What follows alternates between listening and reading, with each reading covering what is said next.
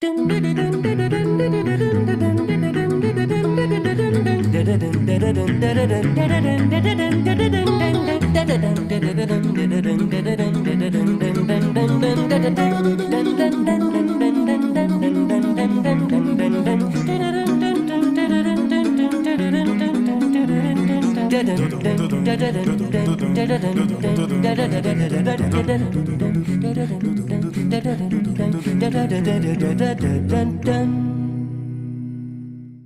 evening, ladies and gentlemen. We're so glad to welcome you as part of our community tonight. Please note that this webinar is being recorded and distributed live stream. By entering this virtual meeting room, you give your consent to be recorded and distributed by Simeon Morrow Public Speaking Presentations, Vienna Live with Simeon Morrow, and other third parties.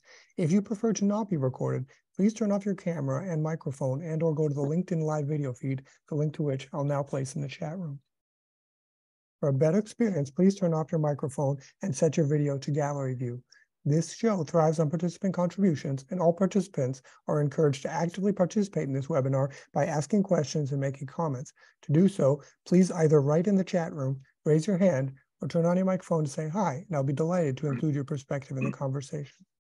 Tonight, our featured guests are Anna Paulasuo, audience coordinator of the Olavinlinna Castle, Jorma Silvasti, former director of the Savonlinna Opera Festival, which takes place at the Olavinlinna Castle, Maxim Ogay, a baritone and singing student of Jorma Silvasti's, Chieko Okabe, a soprano and director of opera at the Savonlinna Senior Secondary School of the Arts, and pianist Aleksei Rybakov, an accompanist at the Savonlinna Senior Secondary School of the Arts. Anna, welcome. Thank you. It's my pleasure to be here. Good evening, everybody. It's early, late night time in Savonlinna town, where I am located right now. So Anna, tell us a little bit about yourself and how you, your first experiences. This Olavinlinna Castle is kind of the identity of the Savonlinna city. Tell us about where you're from, about yourself, and when you first saw the Olavinlinna Castle. So I've been working at Olavinlinna Castle as an audience coordinator for several years. My first job at the Castle Olavinlinna was in 1993. And step by step, I then just got the permanent work at the castle. And my first meeting with the Castle Olavinlinna is really a private one because it's a legendary story in our family. We moved from the northern part of Savonlinna to Savonlinna town in the end of the 1960s. And of course, the rest of the family was eager to visit the Castle of Savonlinna here, Olavinlinna Castle. So we visited many times with our aunts and uncles and cousins the castle. And my mother has told the family the story how we visited the castles for the first time. I was about 6 years old. And in those days, there wasn't any permanent bridge connection leading from the land over the lake to the castle. So the tourists were transported to the castle with big boats, and I was very scared. And my mother remembers how badly I behaved during the first visit. All the time I was scared that the boat will fell over and we all will drown. But then in this age, I'm happy to say that was my first meeting with the castle, and after that I have had more joyful meetings. Wow, okay. Welcome, Jorma.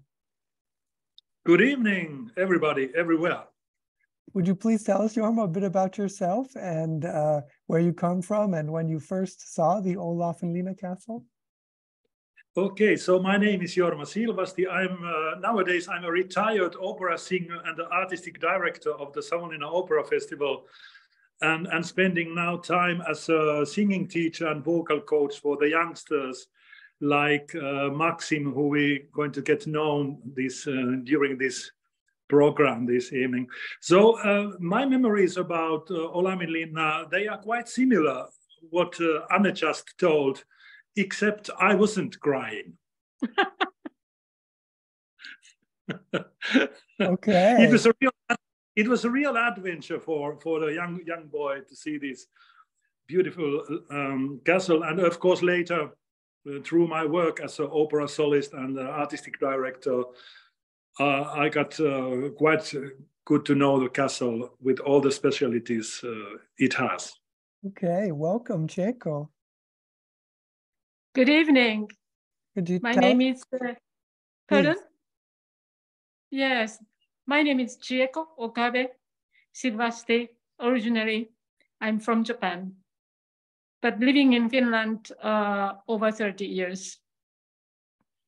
And Chieko, so when did you first see the Olavinlinna Castle? What was your impression? I visited, was it 83? Yes. 83, but it was in August, and festival was already over. But then my impression, of course, I saw many Middle East times castle in Europe before, but what it amazed me was this ancient castle has toilets. I thought it's very modern, and that was my first impression. I think they are the first water closets in the world since 1475. Very Eugene. Really impressive. So let's take a listen to what it sounds like in the Olavinlinna Castle, and this is Maxim Ogay and Aleksei Rybakov performing for us.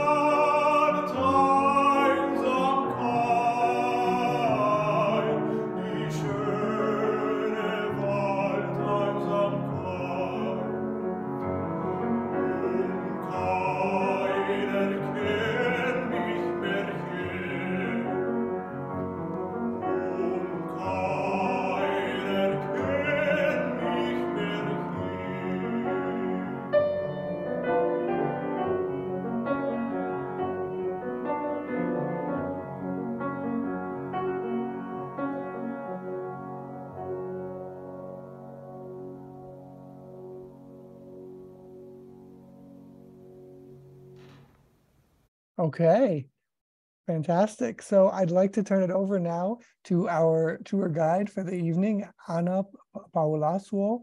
Hi, Anna. So tell us, it's all yours. Take us on a tour of this incredible castle. So thank you very much. And once more, good evening, everybody. I'm honored to be here tonight, and I try to do my best with the techniques.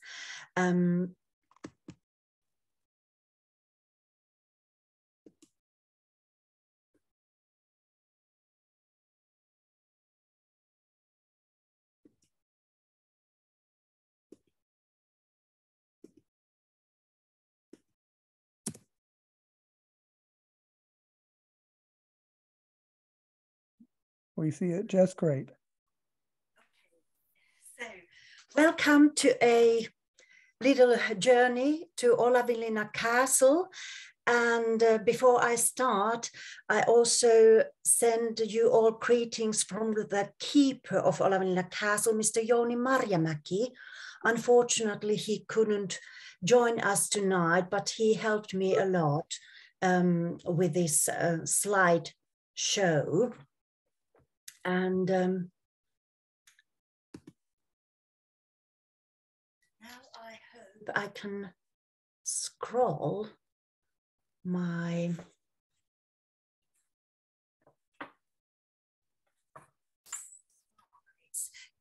and we start with this wintry picture. The spring has arrived to Savonlinna town. It's not this much snow anymore. But the point is, I wonder if you all know that Olavinlinna Castle is open all year round. And for example, if you visit the castle outside of the summer season, it's not very often that the groups of the visitors are as big as during the summer times. So there are really also guided tours available during the winter season, also in English, if you need to. And what we have got as feedback from the visitors who exactly visit the town of Savonlinna and Olavinlinna during the winter time, so-called winter time, that they are very pleased because you can ask a lot of more questions from the guide than during the summer season when the groups are very massive. Then we go to the Lake Saimaa. Olavinlinna Castle is located in Savonlinna town in eastern part of Finland by the Lake Saimaa.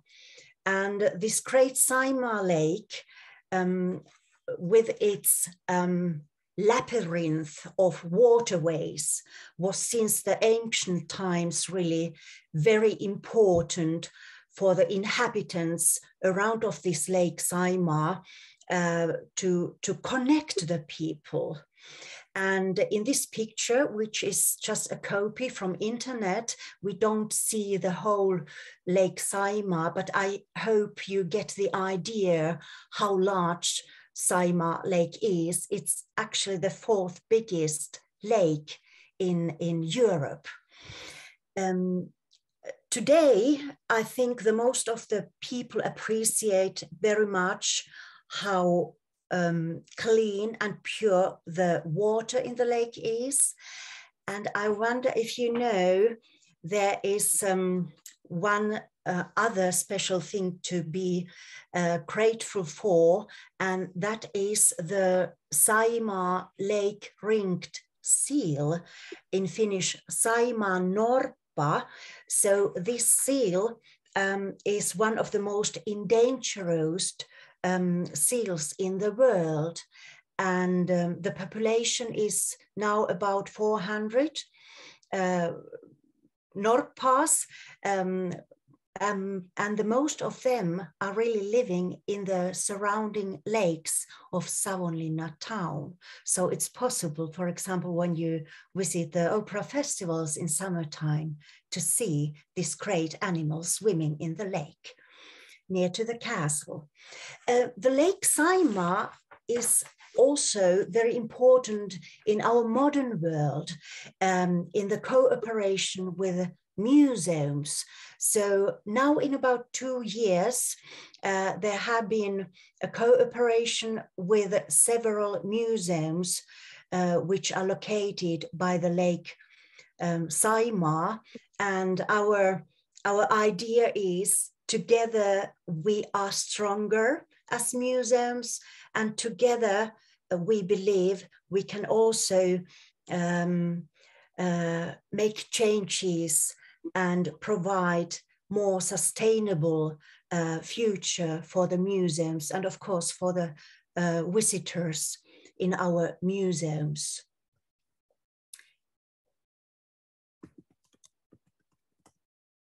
then we take a quick time travel to the year 1475. That was the year when Olavinlinna Castle was founded.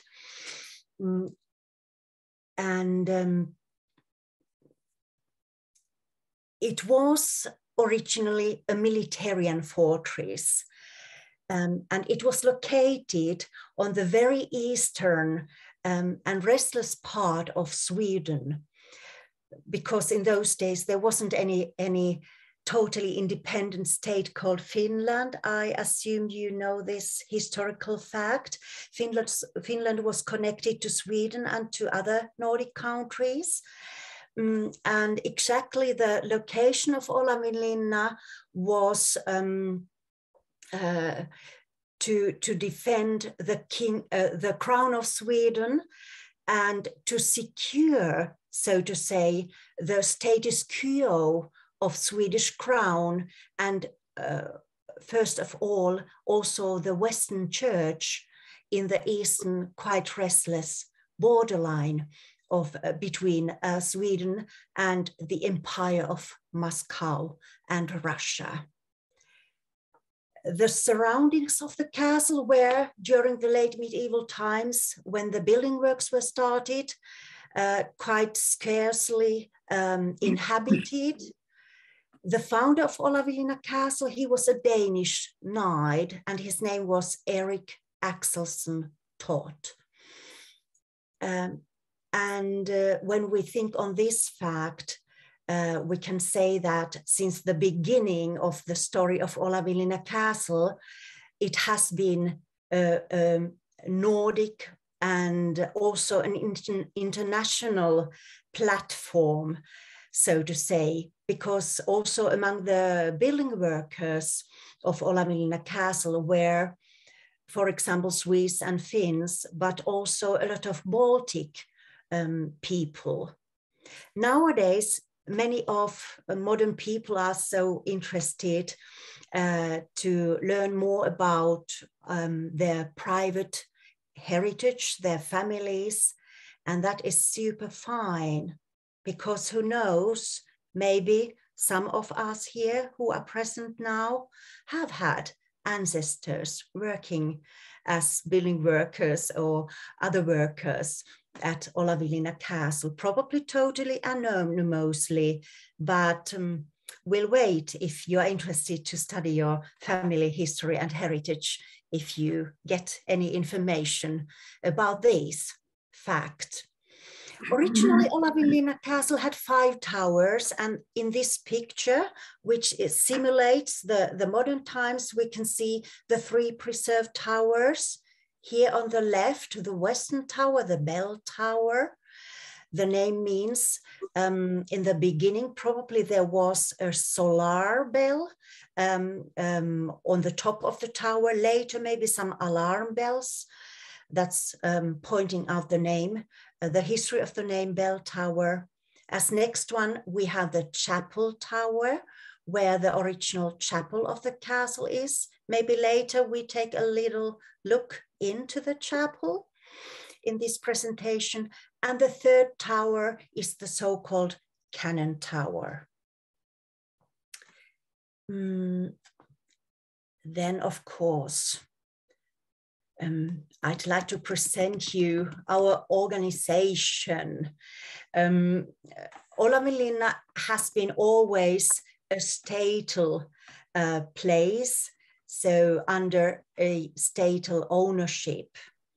It was never owned by private families or companies. And first it was really under the Swedish and Nordic rule until the beginning of the 18th century. Later, Olavinlinna Castle was for a while under Russian rule too, in common in about 170 years. Of course, since Finland has been independent since 1917, the owner has been the state of Finland. The organization which runs the administration of Olavinlinna Castle is here as above the whole slide, it's the Finnish Heritage Agency, Museovirasto in Finnish. And the other organization which is responsible for the museum services at Olavinlinna is here, the National Museum of Finland, Suomen Kansallismuseo. These both organizations work under the commander of the Finnish Ministry of Education and Culture. I'm not going through all the details and names in our organization. Maybe when you visit the next time the castle, we can speak in details about these facts. How is the living and working at the castle? The amount of the inhabitants of the castle varied a lot during different times. The castle offered, of course, jobs for experts and peasants. The people worked as soldiers, craftsmen, fishermen, servants in the kitchen, farmers, etc. In the 16th century, for example, there worked about 150 workers at the castle. And during the biggest fight ever over the ownership of Olavinlinna Castle during the Great Nordic War in the early 1700s, the army of the Olavinlinna Castle consisted of 350 soldiers. Although the castle looked and still looks out very great and majestic, there was always a lack of space. So they built quite a lot so-called outbuildings on the courtyards, which offered more space to stay overnight and store materials and so on. In one of the outbuildings was the kitchen of the castle, and the castle's brewery was inside. In one of the outbuildings, the brewery was very important for the castle. The blacksmith was one of the most important workers, and his own smithy was also on the courtyard. And there are still two quite old houses or buildings, outbuildings left, and I'm sure you can't miss them when you visit the castle. During the times when there were no battles or fights going on, the most of the people, civilians, mostly lived outside of the castle, on the nearest islands, in typical unpainted wooden Finnish houses. And the town of Savonlinna was actually founded in the year 1639 as the settlement outside of the castle expanded step by step. Today at the museum services at Olavinlinna Castle, we are permanent, 3 permanent workers, so not quite a big group. But of course, it's a very great pleasure and joy to work at Olavinlinna Castle. On the next slide, I have quite a nice presentative photo of course, this is staged up, the whole photo, but there are 2 soldiers. And now I kindly ask Simeon to start on the short introductory film of Olavinlinna Castle. It takes about 1 minute.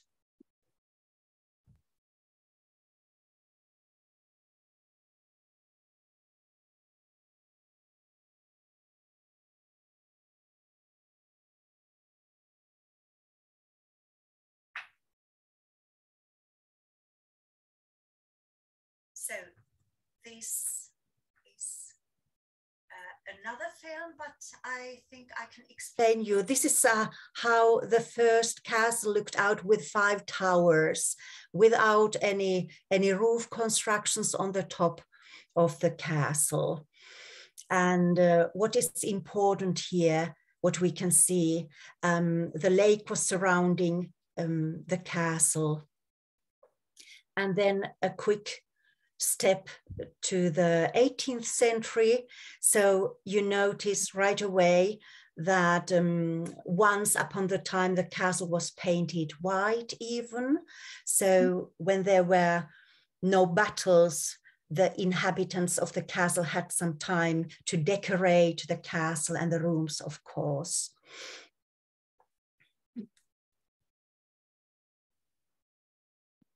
Later on, Simon, I hope, tells you all about the websites where you can see more information about the castle. And here is now the later part of the 18th century with 3 towers preserved.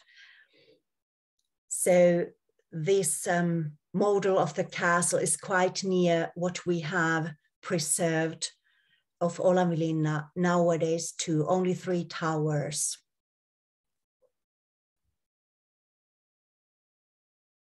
And finally, the film is finishing. Thank you very much, Simeon. And now then we change the slide and speak about how it was to live in at the castle. Maybe we can say it was quite a chilly, cold home and moisture too for the most of the time. But the residential rooms, of course, were lined with skins and textiles, tapestry even, some double-sided fabrics and woolen rugs served as blankets. The higher-ranking officials and people used even linen or leather sheets. But of course, the rest and the most of the soldiers, for example, slept on straw on the floor of the rooms or on the benches.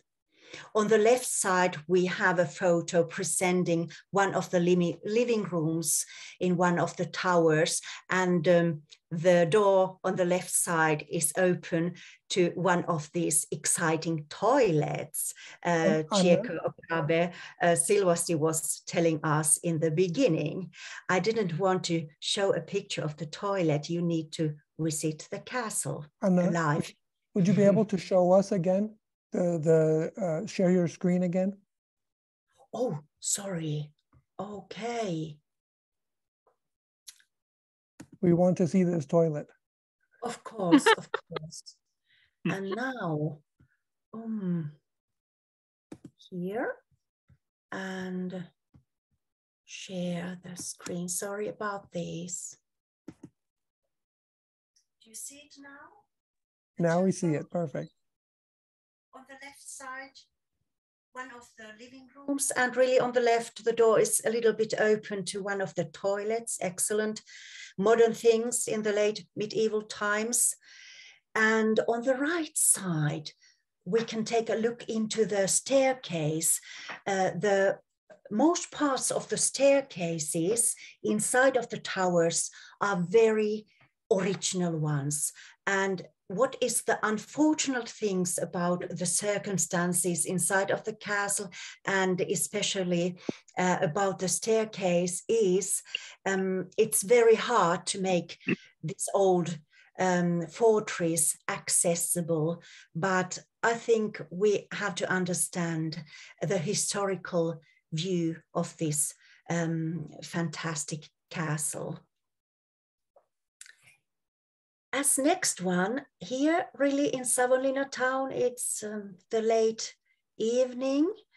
I had my supper already, but some people like to have a little sandwich in the evening, a glass of wine. Maybe it's getting the time to have some later on after this meeting. This picture is presenting the main dining hall of the castle, which name is the King's Hall. I tell you short about the historical diet first.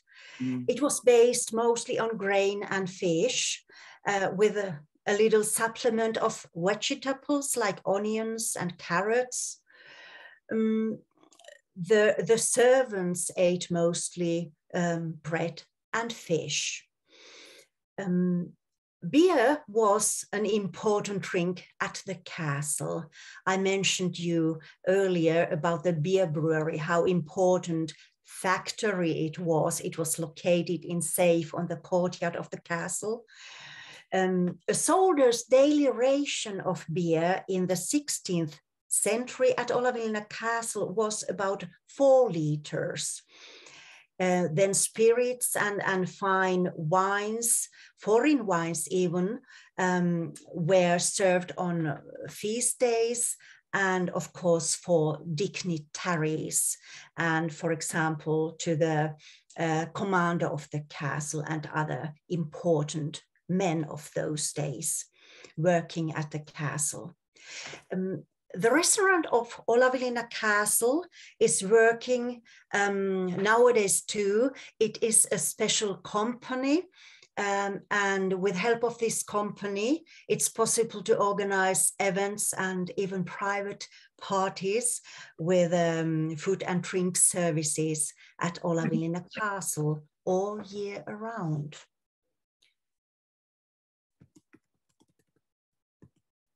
Then I promised you that we take a short visit and look into the original chapel of Olavinlinna Castle. Originally, it was a Catholic chapel. Nowadays, it's an ecumenical chapel, open for all the Christian churches and religions. It's quite tiny. The max capacity is 50 persons, and it's not very accessible. The only way into the chapel is on the spiral medieval staircase. But of course, the atmosphere is very special. We shouldn't forget the holy, sorry, I'm awful with this modern techniques. Sorry about that.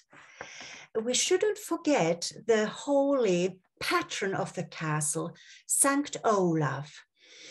The statue of Saint Olaf is standing inside of the castle in the so-called central hall, and that's what we see in this photo. The statue was made by Ville Wallgren, who actually still is, although he passed away for many decades, one of the most appreciated sculpturists in Finland.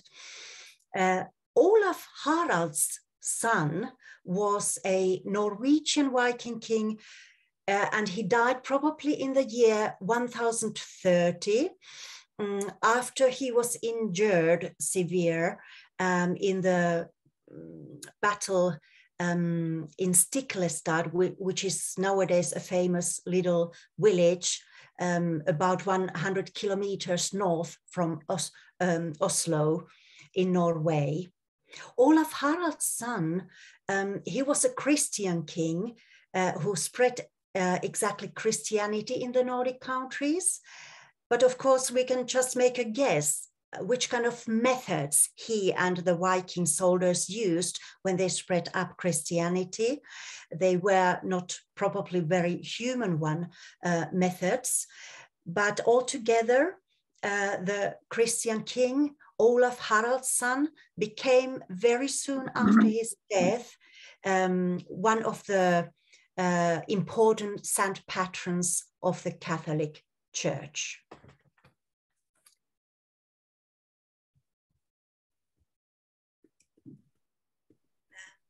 It's quite a big and quite a difficult question what Sankt Olaf means for the modern people in Finland, for example, nowadays.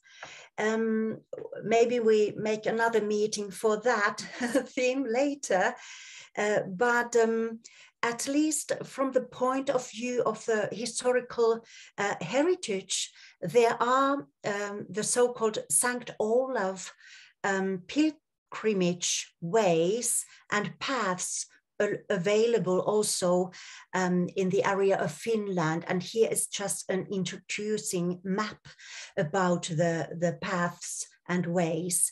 And you'll find in internet the connection and more information.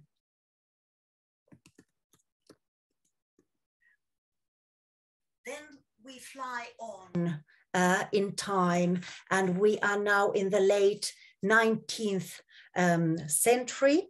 The last soldiers left the castle Olavinlinna in the middle of the 19th century. And after that, quite soon, the first restoration works in the castle were started. The people of those days understood the worth of this ancient fortress. And also the doors were opened for the first time for tourists. So in this meaning, Olavinlinna Castle is maybe one of the oldest tourist attractions in Finland. What happened then in the early 20th century? I'm sure you recognize this beautiful lady in the photo.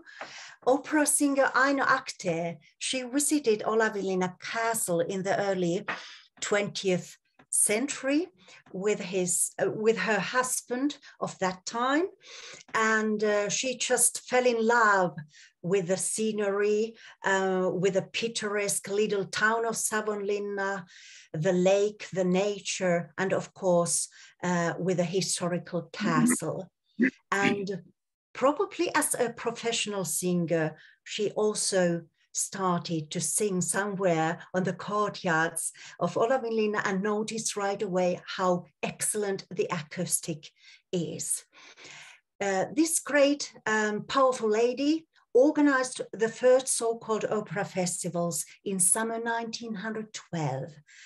And she organized in common 5 festivals, mostly by herself, and created somehow a great, how would I say, concept for the modern opera festivals, which were started then in 1967.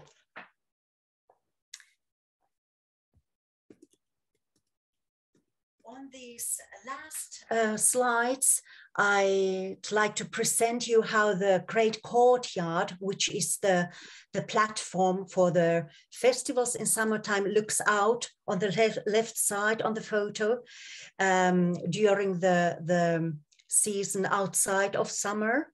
And on the right side, you can see how the sitting places, the stage, and the grave for the orchestra are located in the hall when the constructions are made. So above the whole courtyard, there is also an awning protecting against the bad weather. And of course, thanks to this awning, special roof construction, it is possible to make the lights for the stage and performances technically in a nice way, because without any awning, we would have only the open sky and the light nights of the Finnish summer time. On the next slide, you can have an idea, hopefully, how it looks out when the building works are started every spring, early in April. And when the last summer event is over, so after the Savonlinna Opera Festivals, there are quite many other events too. in the same hall. And the last one is usually a concert in the end of August. So the building workers arrive back and they take all the constructions down. So it's quite an expensive work, but that's what we want to do every year to preserve for the most time of the year the original historical atmosphere in the castle. On this side, there is a short view how it looks out on the southeastern part of the castle during the summertime.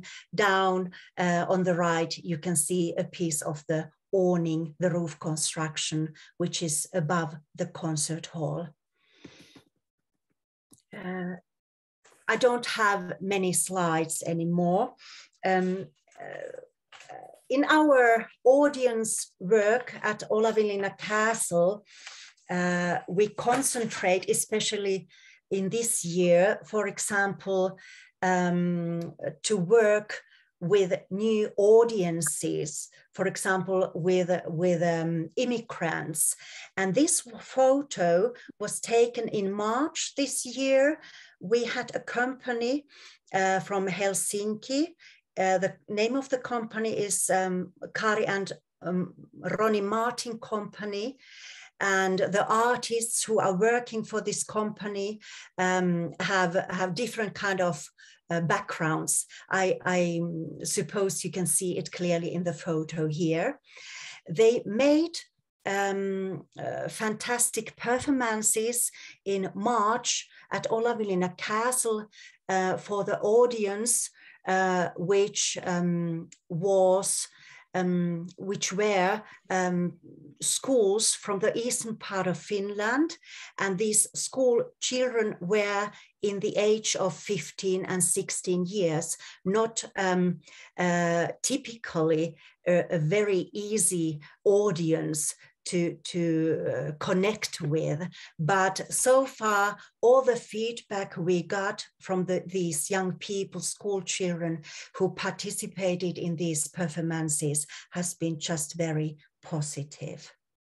And our point is, when we concentrate this year to work with immigrants, for example, that we can maybe create together something for the better world and for the peace in our world. The last picture here presents one of the light shows we have had in Olavinlinna Castle. So it's quite typical in the museums nowadays. And I hope I've been logical and clear. My English has probably a strong pronunciation from the local language, Finnish language too. I hope you understood my English. And by this last photo, I'd like to say to you, thank you for your interest. And I think the meaning of light and light shows, why not, is very important in the moment we are living here. I don't know if you agree with me. Completely. Thank you, Anna. That was a fantastic presentation. And we really appreciate it. Just wonderful. Let's take a look now at another video of Maxim Ogay and Aleksei Rybakov.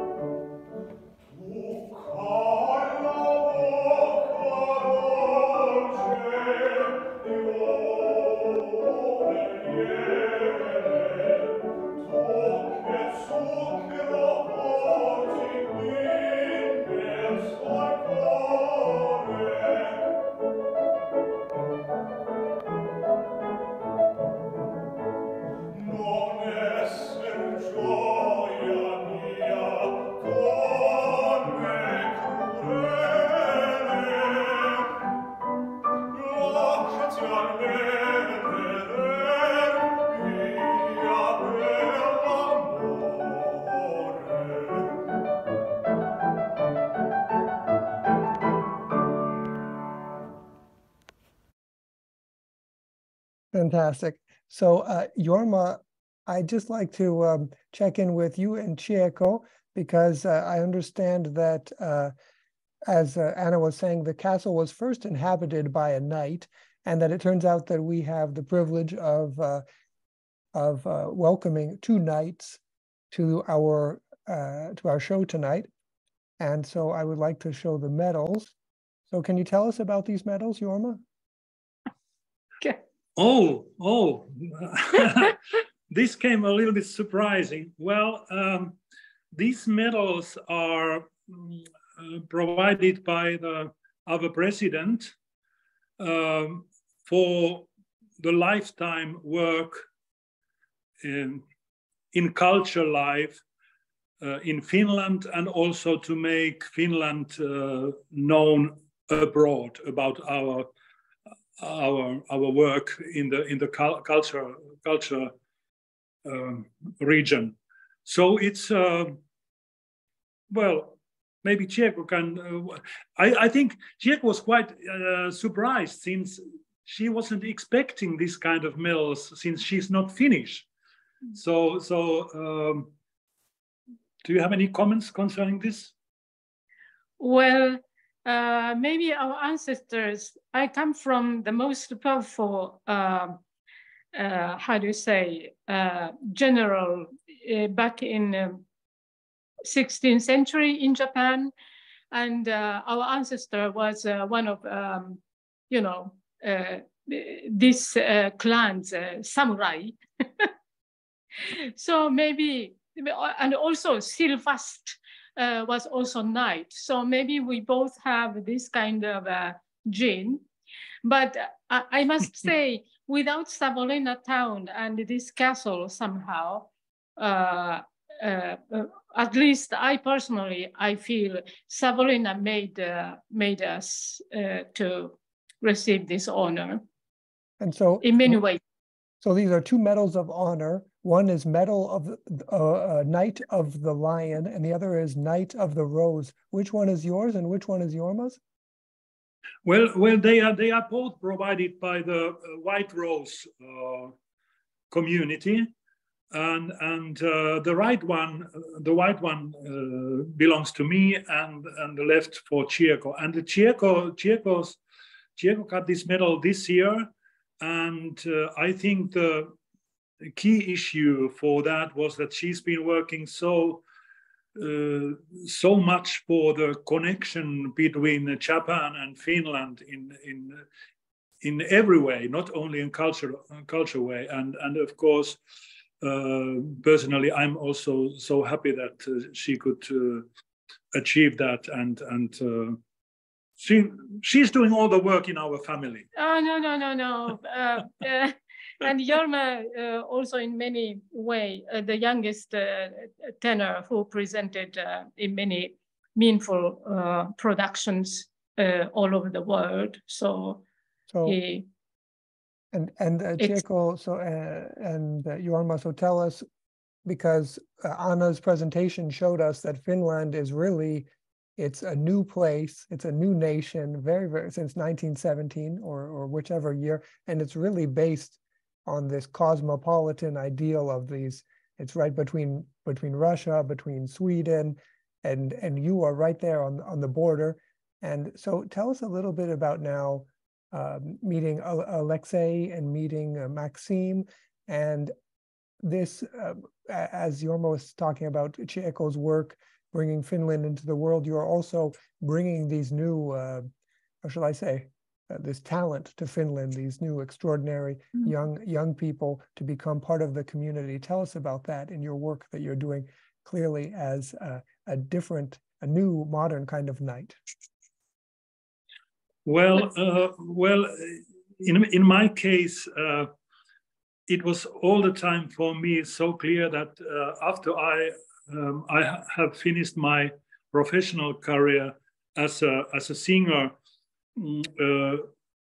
I wanted to support young singers as I was supported in middle of 70s when I was 15 years old, and I first time joined the Savonlinna Opera Festival choir, and I think that's really important for us who had that opportunity to perform and make a good path as an opera singer all over the world. That we should, or at least I really like to bring these experiences and my knowledge, if I should have some of that, to these youngsters who are eager to join us, our profession. And of course, it's not only the teaching the vocal thing and singing, it's also to tell about our profession, what does it need, and what are the hazards in this, because it's not the silky way, I have to tell. But as I said, for me it's clear.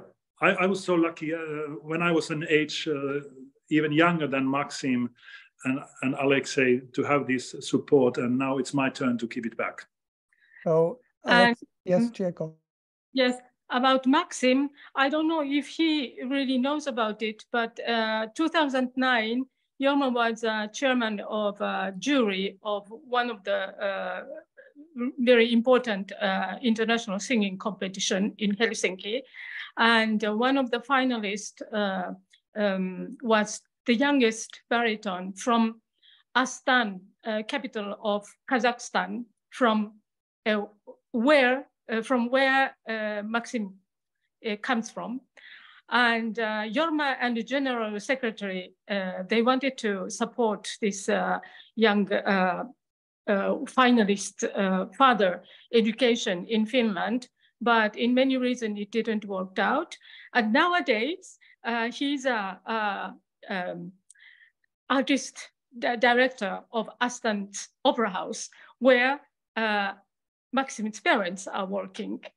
And it's so, when I heard this story, I felt really world is really this again. Savonlinna makes very magical, has magical power, and Aleksei came from this last September 1st. We don't go too much about politics, but we feel we don't have our own children, but we always have. Even we don't, how to say, desire comes many different kind of situations, young people. And I hope, and music, I believe, and it must be so, art and music has the strongest power than ever in this world. It's our weapon. And we have to, we wish these young people can continue this spiritual weapon to make whole world in Yeah, and we peace. just love culture without borders. Wow. Very, very powerful, very powerful statements. So Aleksei, tell us about meeting Chieko and Jorma. Tell us about coming to Savonlinna. First of all, good evening for everybody, and very big thanks for Jorma and Chieko for their words. They are really breathtaking, and actually they're so kind, and this supporting is really effect on me, and I think especially on Maxim, because they give him all inspiration and some technical supporting. So I hope that their supporting will affect on all of us, and our future will be really good, and we will continue our exploring the classical music. Okay, so my very first time in Savonlinna was in 2013 when I came as a student of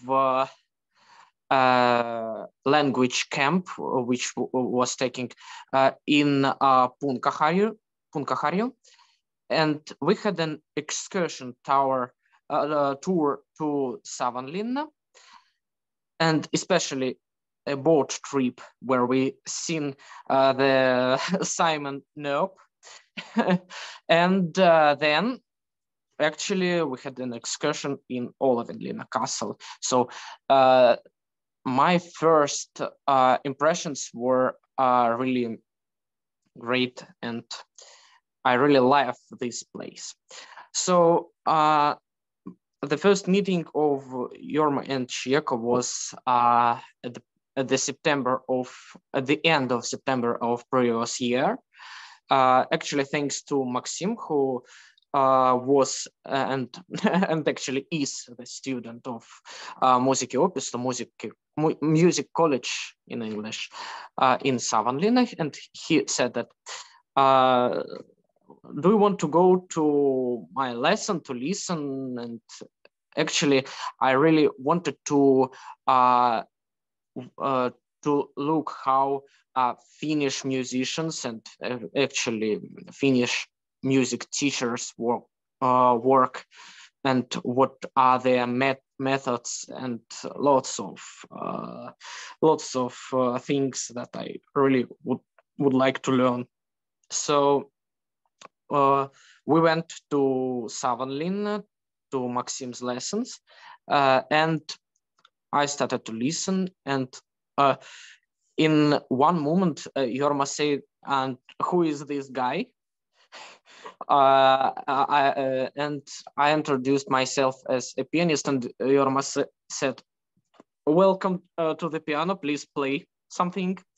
Please accompany to Maxim." And I don't remember what piece I accompanied, but it was my first cooperation with Jorma, and especially with Chieko. And then we continued to working with all Jorma's class, with all Jorma's pupils, and especially with Chieko pupils. We did some projects. For example, at the January of this year, we did the Phantom of the Opera. This is the musical by Andrew Lloyd Webber. We played some parts of this musical, not all musical, of course. Okay. And yes, and this is a really good experience, because this is not a classical music, but actually really attractive and some special music. So it's really good to taste how it sounds in our way. Fantastic. And Maxim, tell us about coming to Savonlinna. What does this place mean to you now? Well, I arrived to Savonlinna 3 years ago from Kazakhstan. First of all, I wanted to be an engineer builder, so applied for a few colleges. In Savonlinna, I applied for Samiedo and was accepted. But in a while, 1 month later, I understood that I want to connect my future with music, with theater, because my parents are working in theater pretty long time, from 2015, and this sphere is close to me. Okay.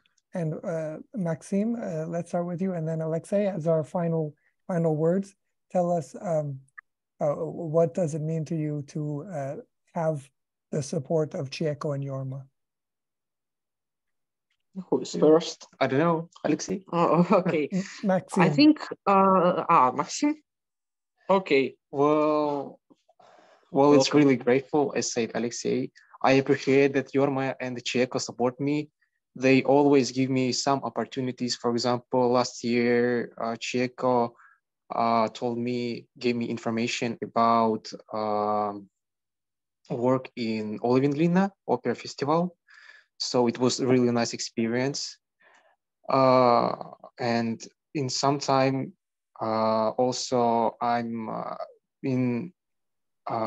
have a meeting with her students, and it's really nice time to talk about music and so on. And Jorma is giving me good advices as a singer. And I really like when she showed me my mistakes because I can work on it. Fantastic. Aleksei? Yes.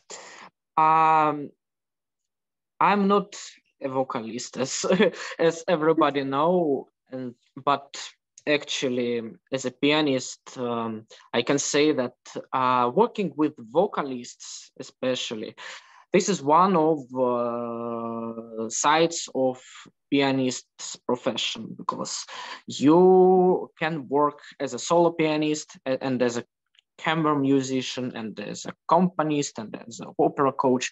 So Jorma's and Chieko's advices, recommendations, and especially supportings give me something to think, to analyze how I can work with different kind of singers.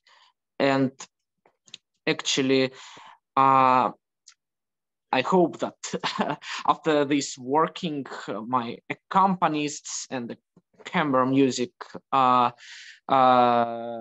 musicians level will upgrade. So yes, and actually they give one more opportunity to be part of Finnish culture, to know something unique of Finnish culture. So, for example, I don't remember, it was at the end of February or the beginning of March. It was maybe the beginning of March. Actually, I was in Savonlinna Hall with Chieko and listened to Oscar Mericanto's opera, The Elena's Death, which is really rarely, unfortunately, really rarely performed opera.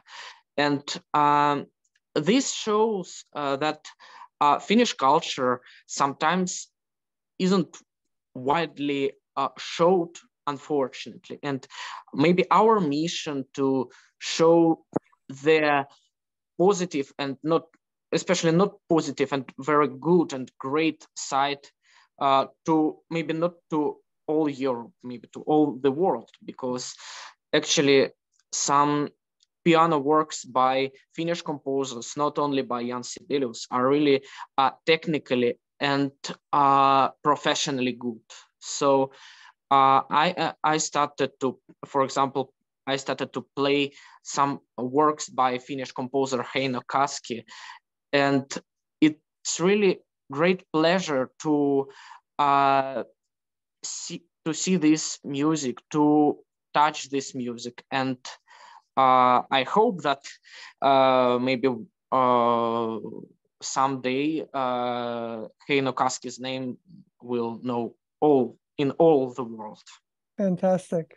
So let's see how we can stay in touch with Anna Paulasuo. It is here at the kansallismuseo.fi, and it's available in English. I'll accept all the cookies. And so is this the best way to reach out to you, Anna? Sorry, I misheard you. Yes, so this is how people can get in touch with what's happening at the Olavinlinna Castle. Is this a way that people can reach out to you? Yes, questions? Correct. Fantastic. With all the questions. Fantastic. So Anna looks forward to receiving your questions and comments. And here we have the Savonlinna Art High School that Chieko is the director of opera at.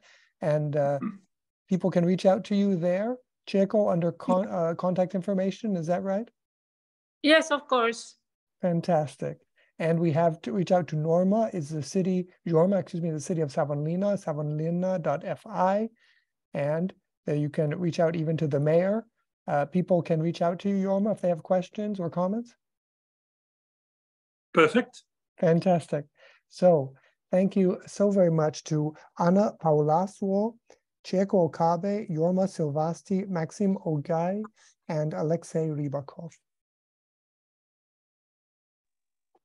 Thank you very much. Thank you. Have a nice summer. So let's take a look at what's coming up next week on Vienna Live. It is Vince Mendoza Olympians. Jazz, pop, and classical musicians may not always be best friends, but they undoubtedly are when playing the music of Vince Mendoza. His latest album is named after the very genre-multiplying musicians that bring his pen's notes soaring to life. The Olympians, as he calls them, make up the world's only full-time jazz orchestra, the Metropole Orchestre. Diane Reeves is but one of the orchestra's featured guests on this powerhouse collection of 9 compositions that makes the orchestras of Beethoven, Berlioz, and Mahler pale in comparison.